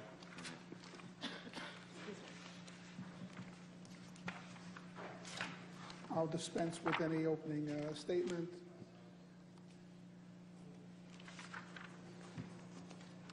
Members have questions. Alderman Burnham? Really quick, the $20,000, the $10,000 increase in professional services, is that for consultants, because we have plans that are due? It is. Yeah, I figured. Yes. Just double It's check. to have for consultants, you know, things happen during the year that come up, and we do need that money set aside. Thank you. Other questions? Alderman DeLucia? Just quickly, yours is one of the few budgets that's decreased from our current fiscal year. And so the same question I've asked a couple of other department heads, are there regulatory requirements that are not being met in your office because of your budget situation? No, we've been meeting all of our regulatory requirements. There is proposed in our budget a reduction of one employee, and that is one of our admin staff. With that, we have been trying to do a lot of re-efficiencies in the office and looking at that. The building officials are no longer sitting down and taking in permits. That is done by admin staff now, so they can do more plan review and inspections. So we are already trying to incorporate how we're going to be able to handle if we have one less staff. I will have to reassign some of those duties in the office, though. Building officials will have to schedule their own inspections. They won't be able, to do that without another admin staff. There's some tasks like that will happen. I'd also like to realign those positions if we only do have two. Both right now, they're all kind of secretarial type positions, and they're really not doing secretarial type of work. They're doing more technical work. And with the permitting, and that's what I would like to kind of reclassify those positions at some point if that change does happen and it goes down from 3 to 2. We really need to look at how those positions are being handled. And how does that fold into the staffing of blight enforcement? So the blight officer position was just recently filled. The officer will be starting on April 23rd. So they will be having to do a majority of their own work. Right now, the previous blight officer would get to a point in the enforcement, and then it would be given to the admin staff to finish it up and track it and that kind of stuff with the attorney. And this blight officer is going to be trained to follow through completely on their own with their paperwork. It's just, you can't, if you go down to 2, there's just no way that we're able to do that kind of work, that administrative stuff. Thank you. Alderman Browning? The loss of a administrative assistant, how does that affect customer service? Well, so one of the things that we're implementing too is we are changing our phone system. I mean, it's the same phone system, but what we're doing is we're going to have a main number that will be given out for inspections. So when you pull a permit, you will have to call that inspection number, and you will be specific about what kind of inspection, the permit number that you have, and you will leave a message, and we will call you back to schedule those inspections, and the building officials will do that. We're doing the phone system changes just because even right now, with the building officials not taking in permits and the 3 admin staff doing that, people coming in the door and them trying to do the permits, it is very, very busy. So so customer service will probably hopefully not take too much of a hit, because with the phone systems, if people have to leave some messages and we'll have to call them back, because with only 2 at the counter, it's just going to be a little crazy. There is development occurring more at Panema, that they're going to get into the 2nd phase and further other phases in it. The Hills at Riverview is starting to do more additional phases. And there's projects. There's right now 6 grants that I'm facilitating and working with the consultants on. 3 of those will be finished up soon, but the other ones are just kicking off, the Panema Brownfields grant and the EPA grant. So there's a lot of work for us to do, and there's a lot of tracking of things. So we'll do the best that we can. I mean, that's the goal. Is we understand the situation that the city's in, but I would hope that if there is an additional cut, that my office would be looked at, that our 5% is that position that we are eliminating. That has been in John's budget. How much, if you can give a round number, that would be great. If you can't, I understand. How much inspection work is being done in terms of individual inspections over at Panema? Are we talking hundreds of inspections? There is, okay, so I can't give you a specific number, but it's to the point right now that we actually just advertised for a building inspector that's going to be just funded through the end of this year with some monies that I have in the budget because we didn't have a blight officer. So that project is going full steam ahead, and what's happening is the building officials can't get there quick enough because there's so many contractors there working and moving on it. So I'm hoping to be able to get someone at least very quickly, a building inspector, to finish out this, at least this fiscal year to the end of June, and we'll see what we can do after that. But that would be, that professional services money may go also to use to hire, continue with this contract, a part-time seasonal building inspector, only for Panema. That wouldn't be a staff person, they would just only do that project. Thank you. Any other questions? Thank you very much. Thank you very much. Thank you.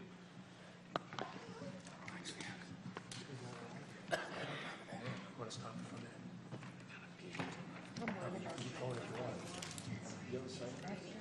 Oh, somebody find their way here, please.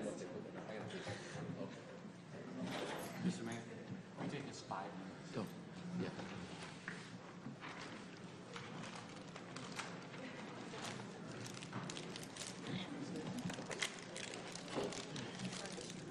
Yes, sir. Quick question.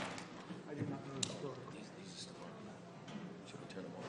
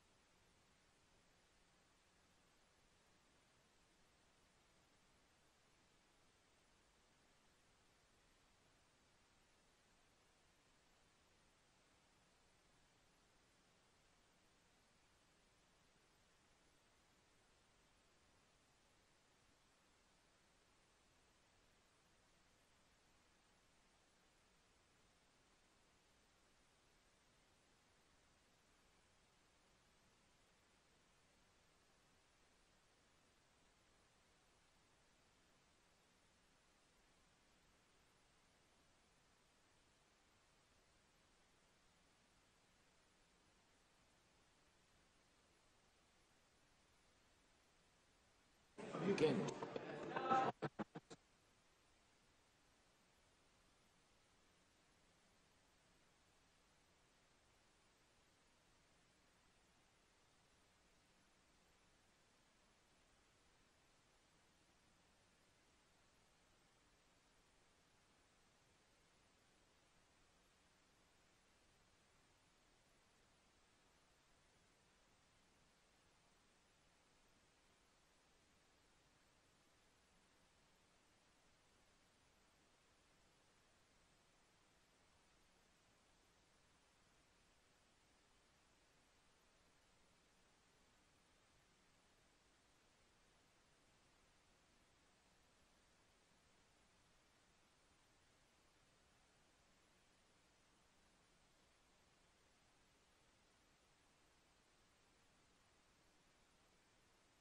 to a pumpkin at Good evening. I'll call this public hearing to order. And please accept my sincerest apology as we went over with some of the departments. And okay. First person signed up for tonight is Jill Fritchie. You're going to pass. Okay. David Burley. Good evening. Ladies and gentlemen of the council, my name is David Burley. I reside at 638 Scotland Road in Norwich. I began my energy career in the engine room of a submarine over 40 years ago. This is not the time for increased rates and increased spending at the Norwich Public Utilities. This is the time for the NPU to support this city. Now is the time for the Norwich Public Utilities to be an asset to the city, not a liability. This council should not accept the budget presented by the NPU. The budget this council accepts from the utility must include reduced rates, reduced spending, and increased returns to the town. Norwich is on the brink of financial ruin. Underfunded schools, high taxes, and high utilities are not a combination that will draw taxpayers and ratepayers into this city. Demand a new budget from the Norwich Public Utilities. Ladies and gentlemen of the council, you are the leadership of this town. The utility works for you. Demand and accept nothing less than lower rates, reduced spending, and increased returns from Norwich Public Utilities. Thank you very much. Thank you, sir. Gary Young.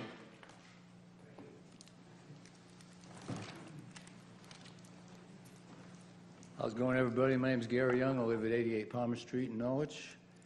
House has been in my family for almost 150, 160 years. It's a 200-year-old house. I got a 180-year-old barn. I got a 100-year-old outbuilding. I got 3.5 acres of land. All of them require maintenance. My Social Security check has gone up about $13 in the last 2 years, and it's getting getting a little tougher to live in this city. Although I love Norwich, I've been here since I was 7 years old. And my original intent tonight was to cut out all the articles in the paper about the council and the budget and do some research online and come here and complain like crazy. But instead of doing that, came up with some ideas. So my first idea is that anybody that comes up here and complains, you shouldn't let them do it unless they have at least one solution for the problems going on in the city. Okay? So I'm going to come up with 3 or 4, maybe 5. I would recommend, there's a lot of stuff going on downtown. St. Patrick's Day Parade, Rose Arts Parade, Rock the Docks, diversity event, Thanksgiving, Christmas Parade. Got all kinds of stuff. You got Taste of Italy. I would recommend you do probably what Providence does during the water fire events. They have donation boxes downtown. You have fireworks going on. You probably have 10,000 people here, most of them probably from Norwich, but you got some outsiders too. A lot of outsiders come and enjoy what's going on in Norwich. So if you put these donation boxes strategically placed downtown and anywhere else people might gather, like Mohegan Park or the Rose Garden or wherever, I think you could just raise a little bit of money to help out. Another idea I had, I've never had any kids. I live in a city consolidated district, and it seems a little unfair that 60 to 70% of my property tax goes to educate somebody else's kids who lives outside the CCD. It just seems a little unfair. But to help the school board out, a suggestion is somebody come up with a program that allows old folks like me to teach some of these diverse students English, help move the ball along, maybe get things done a little faster and reduce some costs. Another idea I had is that every city employee, every NPU employee, every fire department police department, everyone on the school board, school employees, even the teachers. Maybe 2, 3, 4 times a year, have an occasional yard sale, bake sale, car wash. Come up with some ideas. That means my time's up, right? I'm sorry, yeah, 3 minutes, yeah. That's it? Okay. See Thank you y'all very later. much. You betcha. Appreciate your approach. Bill Blake? Good evening. I'm not a very good speaker and nervous as heck, but I've been living in this city all my life. I live in the CCD district. I've been paying CCD taxes for 31 years, working for the city for 38 years. And this tax increase just cannot happen. Over 50 mils is just ridiculous. I mean, I don't make enough money to pay the increase in the tax rate the way it's going on. I mean, there's got to be some cuts somewhere. There has to be some cuts. Over 50 mils is just ridiculous, and I just had to speak my mind tonight because it just can't happen. There's towns that border Norwich that have half the mill rate. There's got to be some cuts. This can't keep happening. I have a son who wants to buy a house. I have to tell him not in Norwich. I can't be the only one saying that. How are we going to grow this grand list at over 50 mils? It's absolutely ridiculous. I thank you for your attention. Thank you for listening. And God bless you all, and hope you can do something to save this city. Over 50 mils is just absurd. And I appreciate the council, city manager, and anything that anybody can do to make some cuts here. I'll donate to that gentleman's cause down there at the fireworks. I'll donate some reams of paper to the school board, whatever it takes. We got to come together with some ideas. We got to sharpen that knife. Over 50 mils is just, it can't happen. It can't happen. We got to be able to make some cuts without sacrificing safety. I'm not even going to go into that and talk about cuts that involve safety. There's got to be other cuts. But over 50 mils cannot happen. Thank you very much for your time. Appreciate it. Thank you, sir. Ryan Tedford?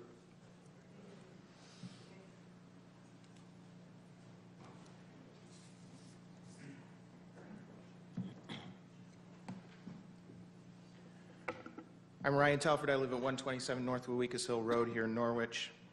For the third year in a row now, I've come to you to defend the Norwich Public Schools' proposed budget, not simply because I have a child in the school system, but more importantly because I feel that we have a moral obligation to stand up for all children in our community.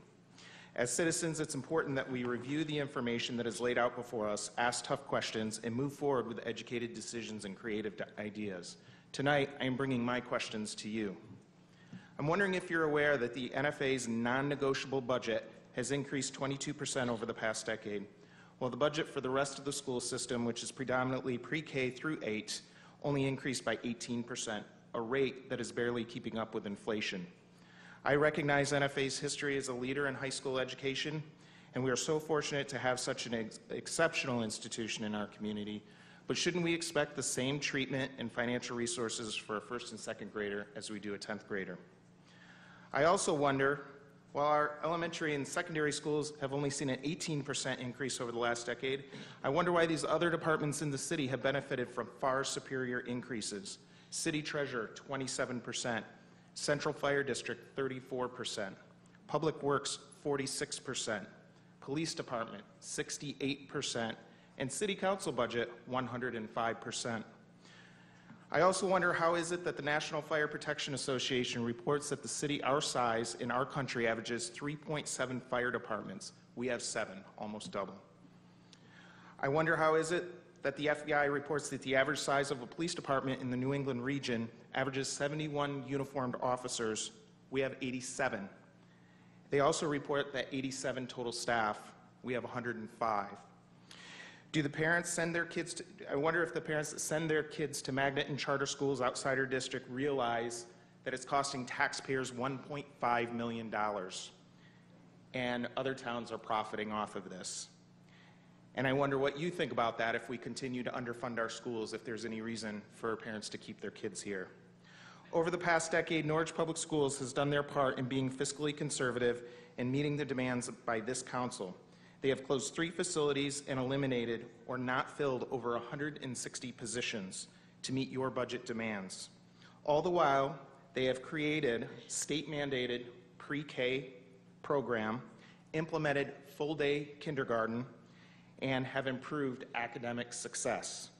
They have played their part, and now they are bare bones. When will all other departments step up to the plate? When will we as a city do what's right and provide our schools with the tools that they need? Thank you. No one else has signed up ahead of time, so I'll begin acknowledging people on each side of the room. Sir. Again, please state your name and address at the beginning and speak clearly into the microphone.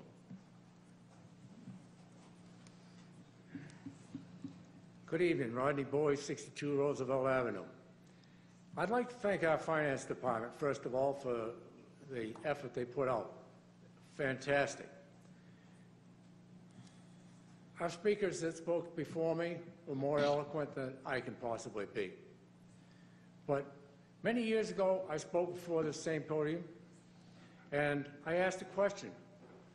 Did someone declare war on knowledge? We had 85 policemen. Now we're up to 100 or more. When's it going to stop? And do we need that many? I had a call in about 3 years ago in my neighborhood. 9 police officers showed up about 10 o'clock at night. 9. One police officer, one British police officer with a billy club would have done twice as good. We didn't need 9 police officers to show up. So let's take a look at what we're doing for police department and our fire department. The gentleman alluded to us being overstaffed in the fire department. That hasn't changed in the past 30 years. This is no longer a horse and buggy town. We don't necessarily need 7 or 8 fire departments all over the place. The Greenville Fire Department, near where I live, used to be horse-drawn. Horses used to be paraded down on 8th Street. We don't need that. I'd like to see the Greenville Fire to start. It makes me feel good. I just like that kind of thing to happen. But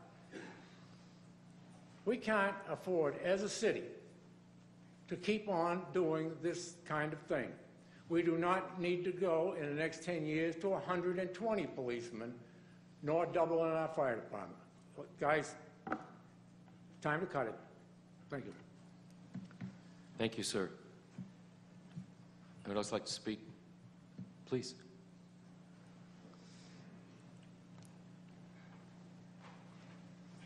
Good evening. My name is Crystal Janelle. I reside at 2 Chapel Hill in Nantucket, Connecticut. I'm here on behalf of the school budget. I'm sorry, I get like this every time I speak. Unfortunately, if you do not approve this budget for us, the only ones that suffer is our K through 8th graders. Our high schoolers do not suffer. Our K through 8 suffer. And I feel that my kindergarten, that will be in kindergarten next year, why do I want to stay living here if they're not going to be treated the same as our high schoolers? We don't have a high school here. So we pay tuition to send everyone else elsewhere to go to school around here. My thought is, do we have to keep continuing to put that in our elementary and middle school's budget? Can we have NFA, Bacon Academy, London's, all of them do a separate budget for you guys so that doesn't affect Norwich itself? Because NFA is a private school. It's not a public school, as Huntington is, as Stanton is, as all the elementary schools here. And Kelly and Teachers is now becoming magnet schools. And if we can't get this budget to go through because of the tuitions are so high for all high schoolers, our elementary kids are going to suffer. And I don't feel that's right. I live in Norwich. I love Norwich. I have 3 kids. One's not even in public. But if this budget cannot be passed in some way to help our elementary and middle school students, I won't stay living here. Thank you. Thank you. Yes, please.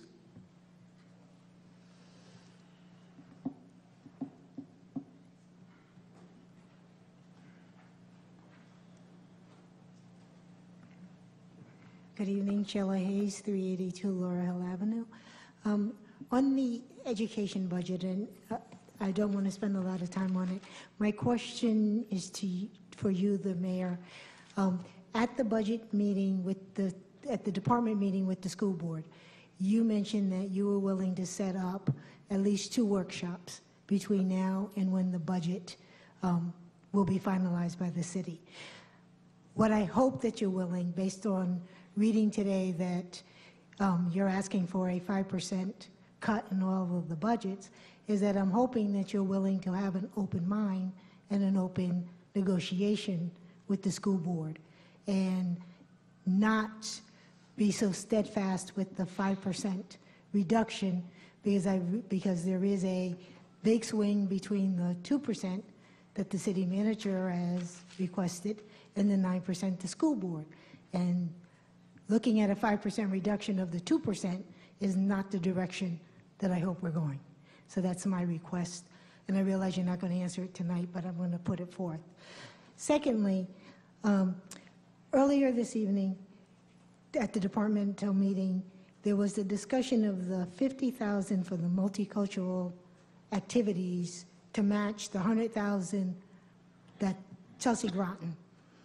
And I'm a little confused as to why we need an additional $50,000. I understand the matching and the good faith effort, but there are many of us, as they mentioned earlier with some organizations, who are already doing cultural diversity and multicultural events. Our schools do multicultural events. Or the Rotaries, we do multicultural events. I don't understand why it has to be a dollar match, why there couldn't be an in-kind match and some type of collaborative effort. To Councilman Browning, with the Sachem Fund, I would ask you to please reconsider your position that the Sachem Fund, should it be funded, would only go towards one project. From the inception of the Sachem Fund, there were some projects in the very beginning that may have been more broader in scope. In the past 3 to 4 years, there have been efforts to refine the process of the application, and that it must be tied to the Commission on the City Plan as well as Economic Development. In the last 3 years, we have had some very good proposals come forward with the Norwich Historical Society, other community groups who really are promoting the history of the city. Thank you. Thank you. Anyone else like to speak to the City Council tonight, please? Yes, sir. Good evening. David Crabb, 47 Prospect Street. 2 quotes are appropriate for spending this much. Winston Churchill, followed by Thomas Jefferson's 1801 inaugural. Churchill, the further back you look, the farther ahead you are likely to see. Jefferson, a wise and frugal government which shall restrain men from injuring one another, which shall leave them free to regulate their own pursuits and improvement, and shall not take from the mouth of labor the bread it has earned. This is the sum of good government. So, beginning with the Enterprise Fund NPU, I copied 2016 revenue summaries to compare their NPU's crystal ball entries that are now actual. Enhancements for Capital Tracker, which is the global warming charges that disappear in the money pit someplace, are no different than the CCD real estate that lacks any revenue. For example, the Transportation Center, the Warregan, and city-owned real estate that only inflate the grand list. NPU debt service is up $1 million since 2016. The CMEC must be pocketing the revenue from the free solar electricity that we paid so much for. Norwich demographics between page 14 and 18 do not justify the city manager's mill rate. Norwich unemployment is 0.5% higher than the others on that page 15. The pie chart once listed individual income before the financial crisis, when so many learned the hard cold facts of life. Households that spend more than their revenue end up with no household. On page 17, public, the K through 8 pie chart now has, not the pie chart, the line graph, now includes preschool, which it never included back in 2009. And back in 2009, the cost for education was $67.7 million, up $7 million in just 2 years. But it was flat for some decades. And now we're paying for preschool with education money. Compare the student body back then in terms of the class composition with now. And keep in mind that Common Core curriculums are no more than an enhancement for grade improvement. Thank you. Thank you, sir. I'd also like to speak before the council this evening, please.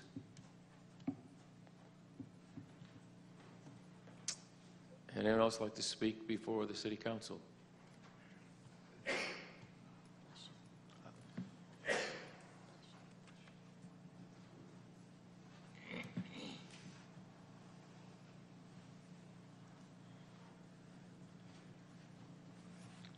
Good evening, Brian Koblars, 16 Hobart Avenue. I was trying to jot a few notes, but I'd probably try to skip them in order to fit in the 3 minutes. Made note that the current tax structure in Norwich, we are now in the top 10 in the cities and municipalities throughout the state of Connecticut. Those in the CCD will now be within the top 5 when it comes to the mill rate. That's not a good number to be working with. What's going to happen to businesses that are located within here? They're going to make judgment calls on whether or not to stay. The property owners, their property is fixed. Your businesses are more mobile. The capital equipment that's in those buildings can very easily relocate to some place where there's going to be more money in their pocket. That's something that you need to consider. You need to take ownership of this city budget. I hope that all of you will communicate with the city manager. Instead of just asking for a 5%, or different percentages, bring him ideas. What should be cut? To what degree? I would like to see the interaction take place between those who we chose to represent us and the information that's making it into the budget. So I'm certainly hoping that we see that. 2 years ago, the city council at that time, with a number of you as members, ended up moving $500K away from the NPU contribution, away from the CCD, and to the entire city, so that this way there could be the promise kept of reduces in those other areas. The CCD took a hit for that. I would recommend that instead of going up over 52, that you begin to move that money back over. The outer regions are not doing any additional support for all the public safety and the cultural assets. American Ambulance, the fire department, police department, NPU, the library, the state courthouse, all of those are protected by the additional burden that's held by the CCD and not shared with the rest of the community. See, I'm going to run out of time. Thankfully, there's another public meeting to come. Thank you, sir. And I'd also like to speak this evening.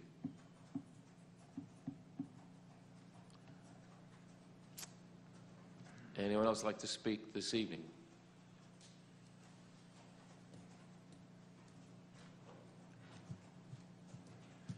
Third time. Anyone else like to please speak? Yes, sir.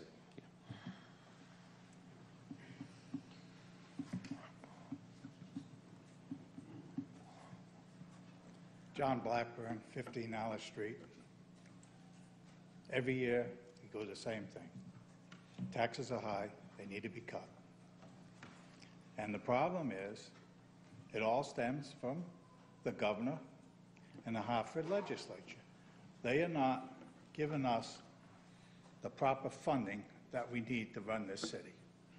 So we have to sit here every year and argue back and forth, education, everything else, over the same dollars that are cut from Hartford. That needs to stop. And I don't know what we can do about that. our governor has decided not to run because he knows he has no chance of getting reelected. And our legislatures, state legislatures, they better get on the ball too, or they'll be out too. Maybe that's what we need, make a change up there, and it'll help us in the long run. Thank you. Thank you, sir.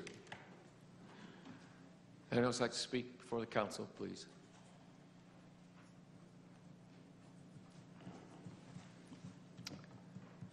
Anyone like to join us this evening, speak before the council?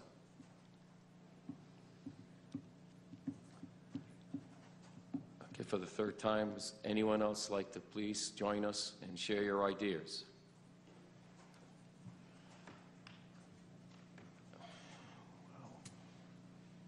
Seeing no one else, I then declare the public hearing closed, and I thank all of you for being here, listening, and sharing with us.